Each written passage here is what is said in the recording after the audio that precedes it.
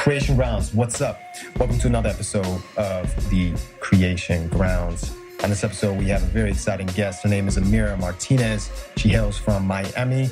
She is first generation of Cuban immigrants, one of which has very exciting news that she shares in this podcast. She was happy about it. I'm happy about it. You'll be happy about it too. In this episode, we talk about women empowerment. We talk about women in the industry and casting stereotypes and women directors and opportunities for women. We talk about who and what she was influenced by and what influences her art and her as an artist. We talk about some great books. The Alchemist is thrown in there. We talk about actor burnout and productivity versus just kind of being busy and what that is and how to actually attack your goals. We talk about the word no and how empowering that is and all these great things. This episode is going to have a lot of value for you guys. You're going to enjoy it. You're going to enjoy Aamira Martinez. She's coming. She has a role on Ava DuVernay's Central Park 5, which is coming to Netflix in May. And she's also working on a short. So look out for Aamira Martinez because she's doing big things. Enjoy this episode.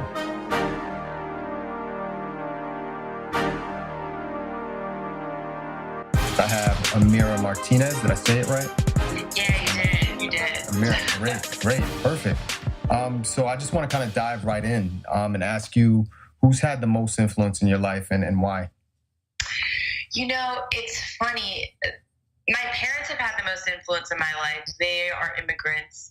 They came here not speaking the language, working really hard, both of them 2 jobs to support us and to make sure that my sister and brother and I had opportunities that they didn't have in Cuba.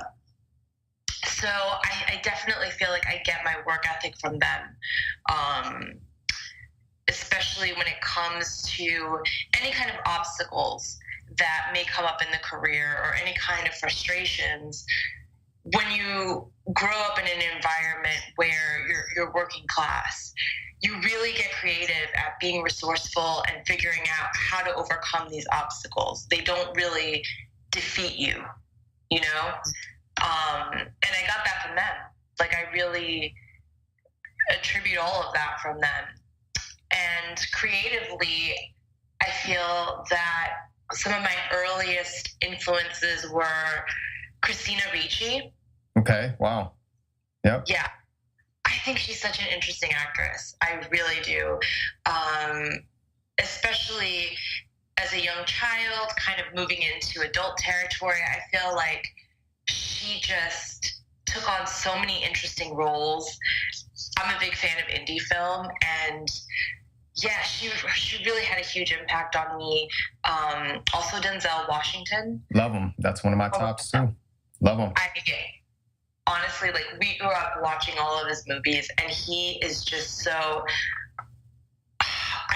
magical to watch on screen, you know? Like, he's so there. And who else? Claire Danes too. Awesome. She's doing it right now. She's doing a lot. I know. She's also like someone who I find is very interesting. I think what I like about them is that they are sort of misfits in a way. Like, they don't follow the grain doing romantic comedies or like kind of fluffy films. They really go after gritty characters, multi-dimensional characters, and I find that really inspiring. Yeah, so you kind of get the resilience from your parents for your own career, and that's very useful as an actor, and that's really cool. So you're first generation, right?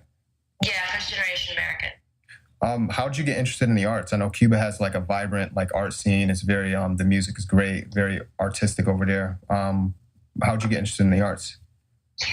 Yeah, my dad was a musician in Cuba, and so we were always very artistic in the family. Like, we always had music playing, there was dancing, and I don't know, there was something that attracted me as a child to performance. And as I got older, like in middle school and high school, I found it so fascinating to play like different characters and figure out that there were so many different types of people in the world.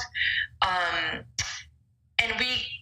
my family loves movies. I mean, that was like our church. We would go to the movie theater or go to Blockbuster and rent movies. Blockbuster. Yeah. And I think it's because not only was it how we learned to speak English, but there's something so universal about the human condition, you know what I mean? Mm-hmm. That it doesn't matter what you look like, what your ethnicity is, you feel the same feelings. And when I was in elementary school, my family moved to Georgia from Miami. And so it was such a culture shock to go from like a vibrant, diverse city to a small town that's not so diverse. Mm-hmm. And it was through movies and reading books where I felt a connection. Like I didn't feel like I was so alone. It's kind of and like so I think all of those things kind of what moved me into the arts. Is there like a specific, it was kind of just like the move, and it was kind of like an escape for you to like understand the world and also yourself? So just that trip to Georgia? Yes, I definitely believe so. Also reading literature, it was just a way to expand the world, if that makes sense. Like broaden horizons. Because I didn't travel abroad until I was in my 20s. So this was a way to experience other cultures that were similar to mine or different from mine, and learn about all different kinds of people. So you mentioned that you love like kind of indie films. Do you have a favorite female director? Are they indie, or is it more kind of a mainstream female director? And what about that director do you love? Sure. I love a couple of different female indie directors. I love Catherine Hardwicke. Mm-hmm. She did Lords of Dogtown. Mm-hmm. I also love Catherine. I can't think of her last name right now, but she directed Hurt Locker. I think she was the first woman to win an Oscar, wasn't she? Yeah. And what I love about that film specifically, and about female directors in general, they have this way of capturing the sensitivity, especially in what I would call masculine circumstances or masculine characters. You see different sides of the prison, different sides of the character. And from my experience in working with female directors, there is this collaborative feeling on set where your opinions are valued and they're welcomed. Everyone, male and female, I feel feels more confident, more comfortable on set. And it's just a different dynamic. I also really love Ava DuVernay. Oh yeah, yes. Yeah. She's fantastic, and she's like such a fierce, like compassionate director. I actually had the opportunity to work with her on When They See Us, also formerly called Central Park 5. Yeah. I was just about to ask you about that too, because Sure. Yeah. It was so freaking inspiring to be on that set. I mean, there were female crew members, there were diverse crew members, and there was this feeling of love, generosity on set, and she really touched on the authenticity of the moment and the circumstances, and was so generous with everyone on set.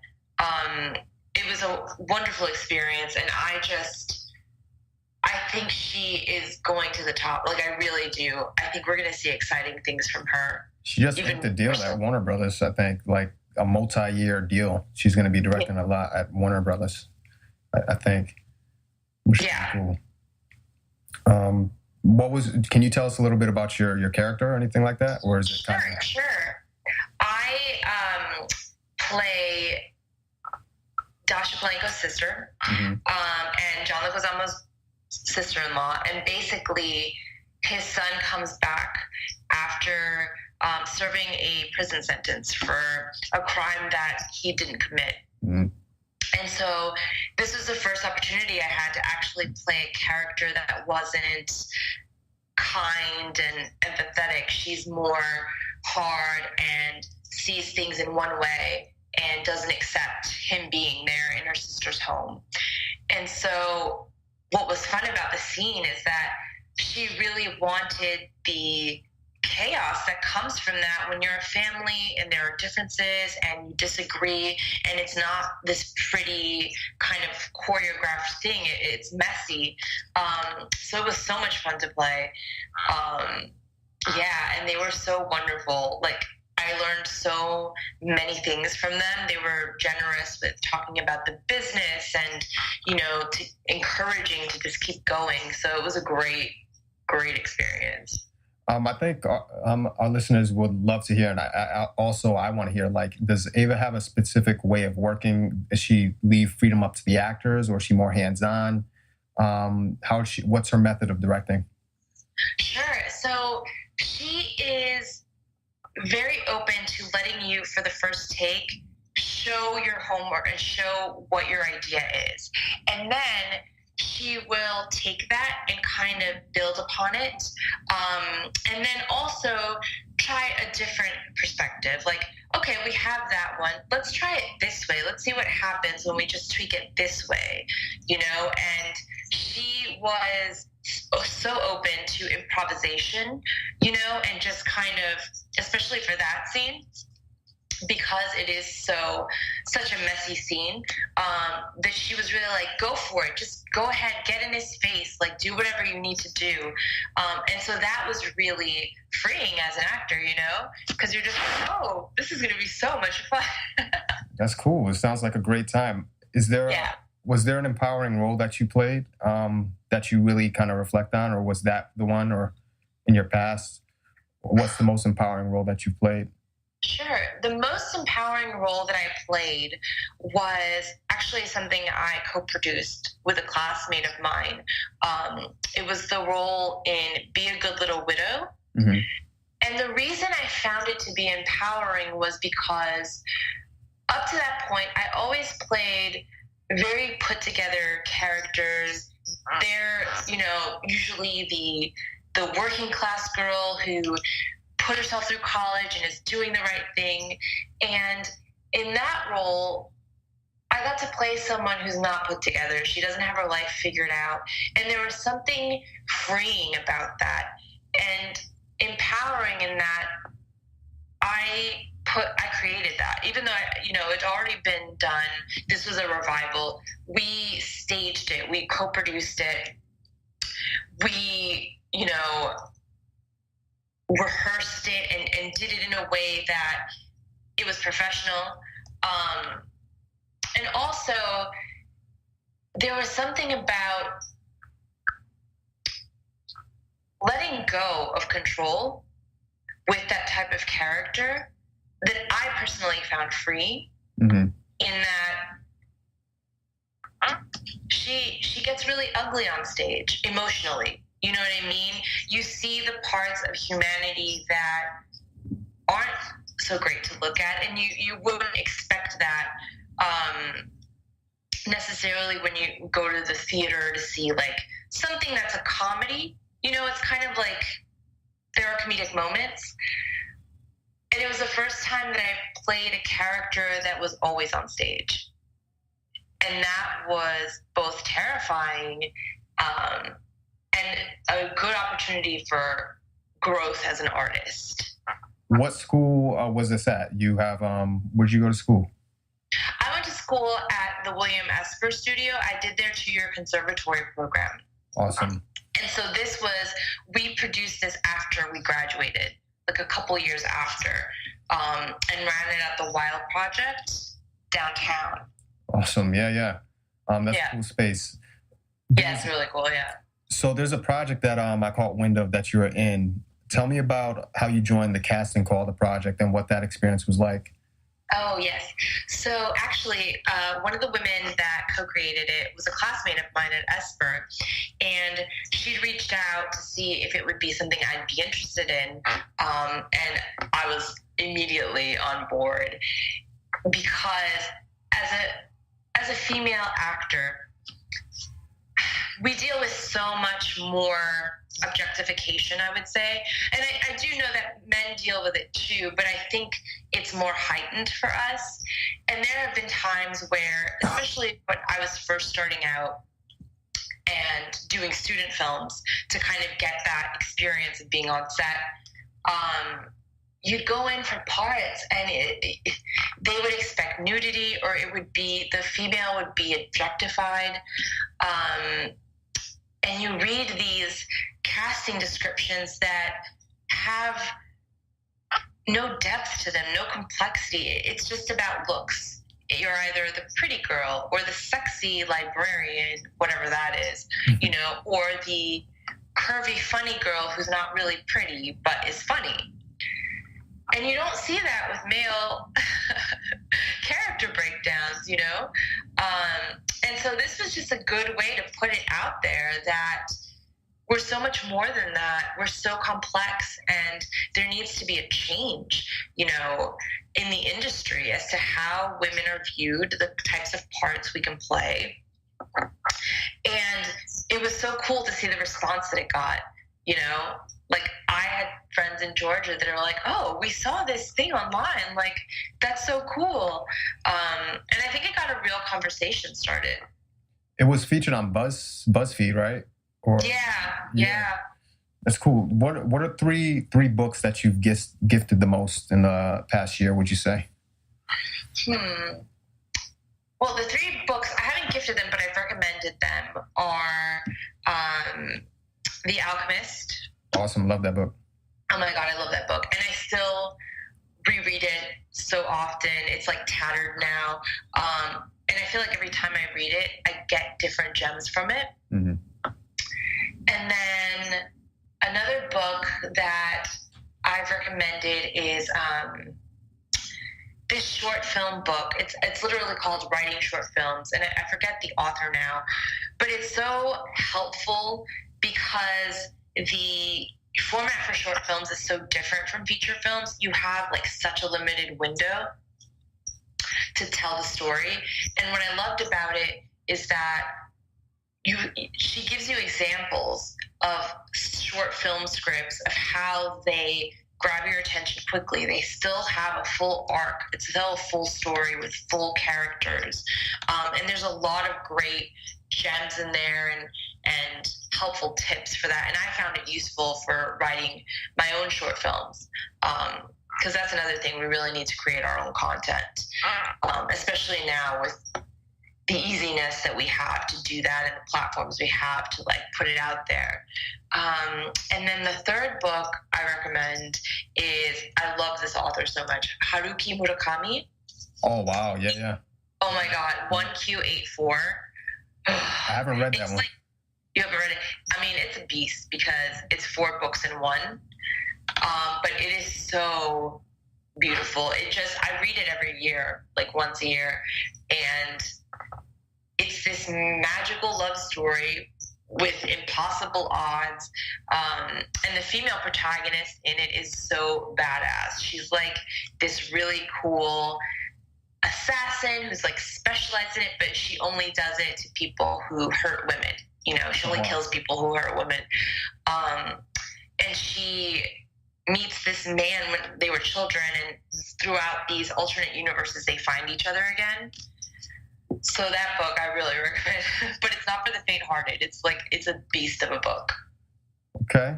So it seems, I didn't know that you're a writer of short films. That's cool. And you got the co-producing with the Widows Project. If you could be in the room, which I imagine you will be one day, with a major decision maker in the industry, as far as creating those 3-dimensional characters and opportunities for women, and what you said had lasting real impact, what would you say or do that would enhance the representation of the women on screen and also behind the camera? What I would do do is hire women from different backgrounds, different ethnicities. I mean, that is the straightforward answer to this, because we need people from different backgrounds who know the backgrounds, who have lived it, to tell these stories. As much as I know there are empathetic, wonderful people who are Caucasian,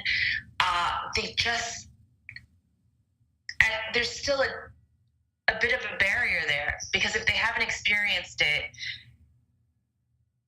there's just like a nugget of authenticity that's missing. Right. That makes sense. And I think that one of the shows that really captures a lot of point of views and that I really love is Jane the Virgin. I think that they constantly have a lot of diversity.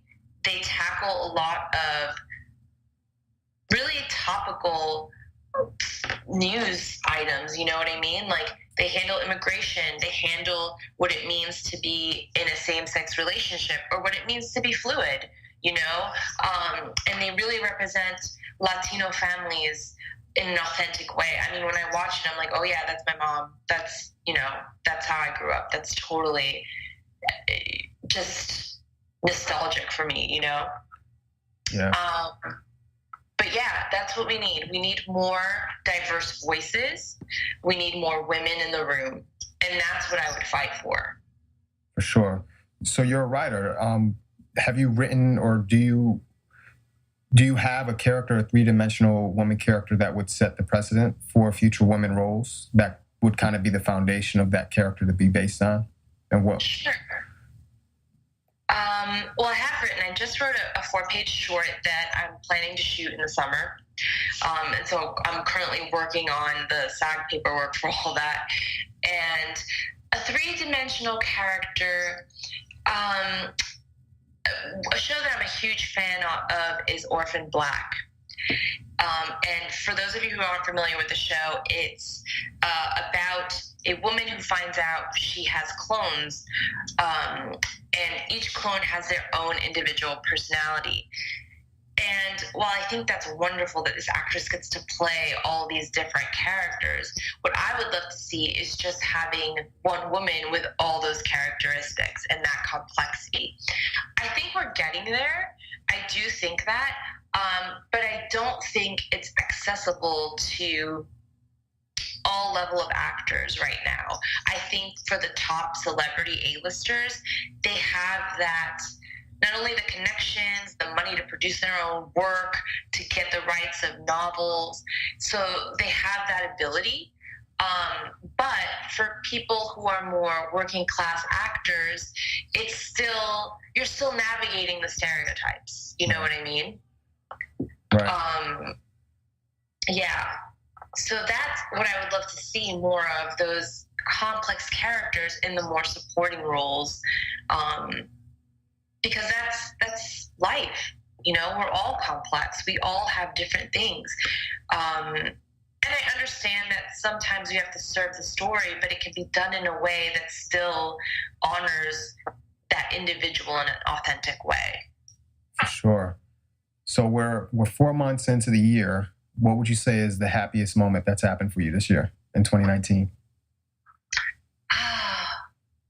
The happiest moment, I would say,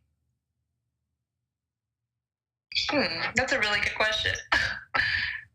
I would say it's actually not for me. It's actually for my mom. She just passed her citizenship test. Awesome. Congrats. Yeah. And I'm so proud of her. And she's been in this country for like 39 years now, almost. Yeah. And she finally did it. And she was so thrilled. It was just it's such an epic moment, so that would be my happiest moment. That's cool. Congrats to Mommy. Thank you. If there was a motto that you could plaster in Times Square or across the world that every little girl would see, that would inspire them and empower them, what would that motto be? Sure. I think it would be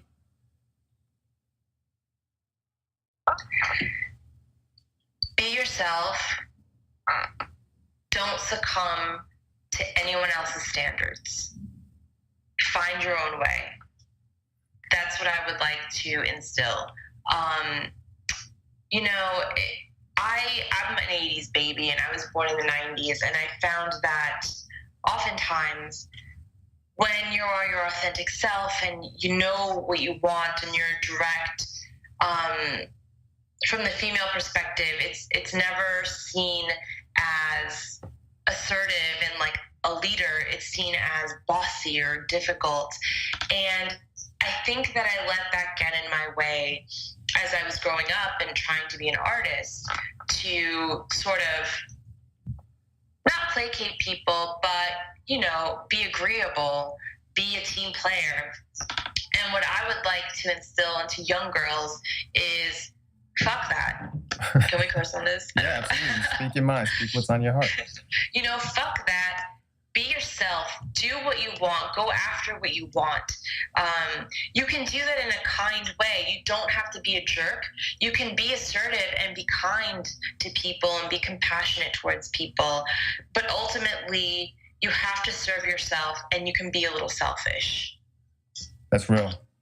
Yeah. So there's a lot of actors out there right now that work hard and they can be burned out. So what's the threshold between an actor working hard and being productive and actually getting things done, and versus working hard and not getting anything done from burning out? Yes. I mean, this is a very personal topic for me, because I'm still working on that balance. I really am. And I think that will probably be a lifetime's work. But I think when you're working hard and you're passionate about the projects you're working on, there's something energizing about that. You're still able to eat healthy, make sure you're working out, make sure you're socializing with friends and having quality family time, and still achieving those goals. And I think when you're working hard into that burnout phase, you're not doing that. You're kind of oftentimes doing busy work instead of focused, specific work towards your goals, targeted goals.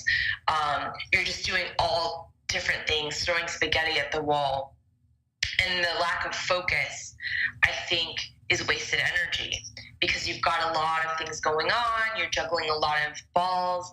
And I think that that's what I've learned for myself, is the signs that I'm working towards a path that is going to burn me out. It's going to make me tired. I'm going to get sick.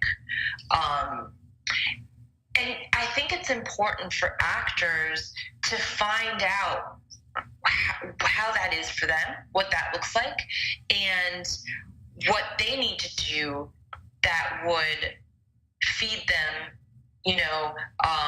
make sure that they are sleeping, taking care of themselves. Everybody's different.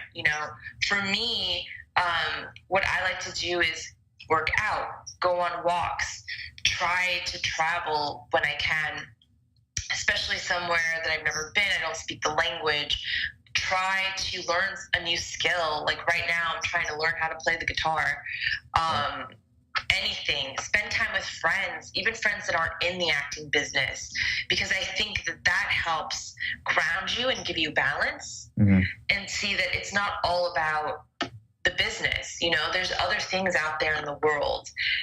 And I think that when you can find those things that work for you, whether that's meditation, going to therapy, that's when you'll start to work towards that balance. And it's going to be a lifetime process. I really believe that, because, we're actors, we're passionate, we love acting, we love working. It's going to happen where you can veer off that path and go towards the path of burnout. So you mentioned being busy. What would that be? How would that look for an actor? How would they know whether or not it's busy work versus being productive? Sure. So I think busy work is going to the one-on-ones, but not targeting the casting directors that cast the parts that you can play. You know what I mean? It's going to all of them and just taking all these classes. It's sending 100 mailings to all these different kinds of agents without researching them and targeting them. It's, you know, working on plays or working on projects that don't feed you, that you do out of an obligation. I find that when that happens, because you're working so hard to make it work and say, okay, well, you know, maybe I'll get this out of it, or it's going to be good, it's an experience. That's a lot of energy that you're using for something that isn't feeding you. And that was one of the hardest things I had to learn, actually, was saying no to projects because you want to work, you want to act. And what I think is productive hard work is researching the agents that are in need of your particular look and brand, researching what casting directors are casting, if those shows have your type, if that's something where you can realistically see yourself, and targeting them in postcard mailings whenever you have something going on. Those are smart ways to work. Also, when you have downtime, practicing working on sides and material, videotaping yourself, you know, that's something you could do once a week and just analyze, see, okay, how am I with my framing? How am I with my eye lines, you know? Does this moment seem real? Like, that's an effective way to work and improve yourself, that isn't going to scatter your energy. Also, writing, creating your own content, and kind of setting blocks of time for that. And I think, and I struggle with this, you know, I'm still working on it, I have to say, but creating structure for yourself. You know, when you're in acting school, that structure is created for you. And then once you graduate, it's kind of like a free-for-all, you know, it's like, well, how can I be a creative person and have creativity in my daily life and also keep it within a structure so that it's not obsessively working towards something, it's not dysfunctional or debilitating, because we need to rest in order to use our instrument. You know, you can't be acting all the time or calling up these intense emotional experiences all the time. You need that downtime to process, to figure out who you are, like what personal goals you want to achieve in life. And so I think that those are the warning signs that you can look out for when you're going towards burnout. Yeah, something I always tell people is that even God took a day off. So yeah, that's true. That's something good to remember. Yeah. What's been the most challenging thing for you this year, and how has that challenge helped you grow as a person, as an artist, as a woman? Sure. The most challenging thing this year was going after bigger parts, you know, getting called back for bigger parts. And then the heartbreak that comes when you don't get it. Because we're artists, we feel deeply, we're sensitive, and sometimes rejection is really friggin' hard, you know? But what I learned from that process, I think, was that it's like a wave. Other opportunities are always going to come. There's nothing to fear. There's enough for all of us. And also, something about it helped me to let go in the audition rooms. I definitely, and I know this happens to a lot of actors as well, but you can fall into that trap of, especially when you're going out and you just really want to book something and you see other people are booking and you're like, well, I want to book something too. You can fall into that trap of trying to please the room instead of pleasing your artistic sensibility. Mm-hmm. And I think when I made that shift into, you know what, I'm not going to try to do what I think the casting director wants to see. I'm going to find what's interesting about this material for myself that is going to challenge me as an artist and is also going to give me artistic food, you know, for lack of a better word. And what I'm going to set as my goal for the audition is either I want to make sure I'm breathing.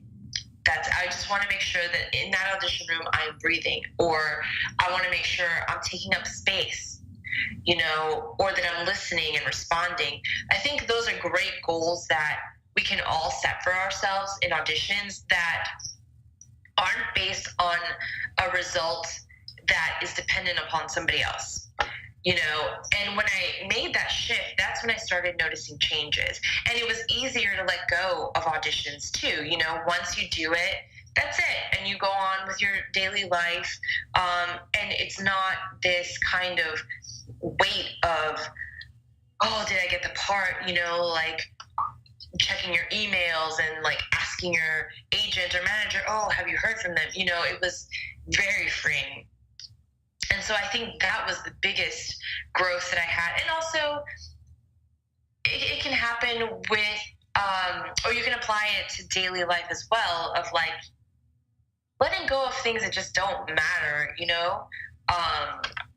If people say something out of turn because they're feeling a certain way, you know, you can let it go. You can have that empathy of like, you know, it's on them. It's nothing I did, and move past that. Right. So you mentioned kind of what would we mentioned like the burnout. So in rejection and all that, what are 3 things that actors can do daily to kind of take care of their mental health? Because the rejection over time could take a toll. The working hard could take a toll. So what are 3 practical things that actors could do, would you say? Yes. Well, I'm a big fan of therapy. I think everyone should be in therapy, but particularly artists, because it's twofold. You know, I think you need to be in touch with all of your feelings and know what your triggers are for all those feelings so that you can bring it to the work, you know, so that if you're doing a scene like Streetcar Named Desire, you know, and you know that lying really, really triggers you. As Stanley, when you know Blanche is lying, you can call upon that and you know what that feels like to give an authentic performance. And it's also good to have an outside perspective from someone who's not related to you to be able to vent and kind of come up with tools that can help you to kind of navigate through these difficult experiences that we sometimes experience as actors. I mean, we get rejected a lot, you know, that's part of the game. And sometimes it's not a big deal. We could get past it, and other times it really hurts.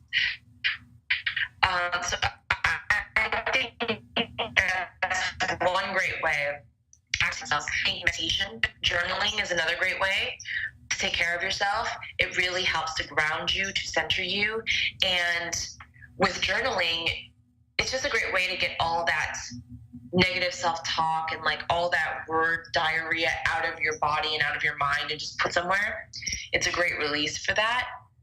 I also think something that you could do is any kind of physical movement, whatever you like to do, whether it's running, it's strength training, it's yoga, spin class, any kind of physical activity that can get your energy flowing, you know, get any repressed feelings out of the body, I think is great for actors as well.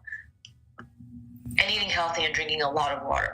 Absolutely. I'm actually starting to drink a gallon. You'd be surprised what it does for your mental state. Yeah. So you mentioned earlier, which I thought was interesting, kind of like boldness and assertiveness for women. Tell me practical things women actresses can do to reclaim their power in the industry. That's a great question. Well, the first thing is creating your own content. I mean, I'm going to preach that. Write your own stories, put them in film festivals. That's one of the most empowering things I think women can do, as far as having agency on the type of storytelling they want to do and the type of characters they want to play.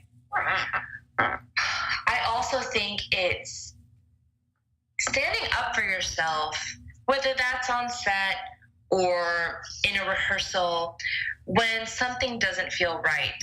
And that can be done in a way that is assertive and compassionate and not viewed as a complaint. But I also think that you need to own your truth and not worry about what anyone else thinks if that is something you feel strongly about, or if you feel that something isn't right, something isn't working. That's something I wish I worked on more when I was a younger actor. Also, feeling free to be in charge of the type of career you want. If that means saying no to certain projects because that's not where your end goal is, I think that's another empowering thing for women to do. I think for myself, I'm getting a little better at it now, but I definitely would say yes to a lot of things, even if I wasn't necessarily interested or it wasn't the type of work I wanted on my resume, because of that fear of, when is another audition going to come along? This could be a good opportunity. So I think that having the courage to say no to things that don't feel true to your authenticity is another great way to empower yourself. That is so true and so real. Definitely struggled with that before, and I just out of the feeling like it's something that you got to pay your dues, you got to do this, and just that kind of thing. And I think in a way you do have to pay some dues, but like saying I've definitely said yes to things that I should have said no to. But you mentioned that you do short films and all that kind of stuff. You have Central Park 5 coming out. Are you currently working on anything else, or what are those projects? And if not, what do you want to work on? Do you kind of want to chat more about your short film right now, when Central Park 5 drop, all that stuff? Sure. So Central Park 5 drops on May 31st on Netflix. It'll be available for streaming, and I'm so excited to see it. And it's such an important story. Those young men really lost a big chunk of their lives, and I'm excited to just be a small part of sharing that story with the world. And as far as my short film, it is what I'd like to say, because there's a little bit of a twist at the end, that it's about the unbreakable bond of two sisters. And so I'm really excited to shoot that. I've put a feeler out there to an actress that I really just love and admire, and we run into each other at auditions, and it's always such a positive experience. So I'm excited to get into pre-production and do this thing, Okay. And as far as upcoming projects right now, I'm just auditioning for some cool parts, but I like to keep things open.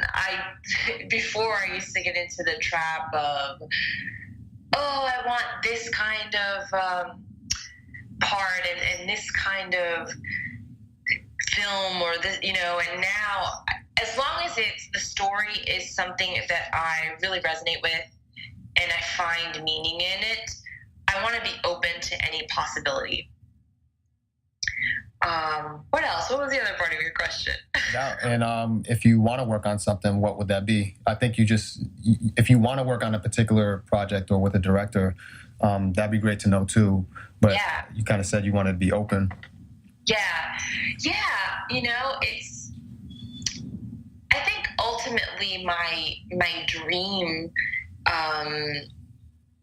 would be to be on a show, probably on a streaming platform, because I love the model that they use of, having 8 to 12 episodes. I would love to be part of a show that is in the vein of either The Killing. I'm not sure if you've seen that one. I've heard of it. I haven't seen it though. Oh, it's on Netflix. Yeah. Netflix. I think it is on Netflix now. I think it is. The first season is fantastic. It was such an interesting premise at the time, and I believe it was a remake of a Danish show, I want to say. Definitely a European show. But the idea is that these two detectives are solving a crime, and the entire season is that one crime. Wow. So you really delve into the nitty-gritty of it and what that does to the family, to the detectives. And the character work is just so interesting. So something along that vein, or something along the vein of Jessica Jones. I find flawed characters or anti-heroes very interesting. And that Marvel universe is pretty dope too. Yeah, it's pretty dope. God, I'm really sad that they left Netflix. Yeah. But yeah, something along those lines, because there's such it's just so interesting that the contradiction of the inner demons you have, but then also having that empathy for others, that you want to help them. So you mentioned some dope people earlier with Christina Ricci. I ask all my guests this: when they think of the word creative, who comes to mind for you and why?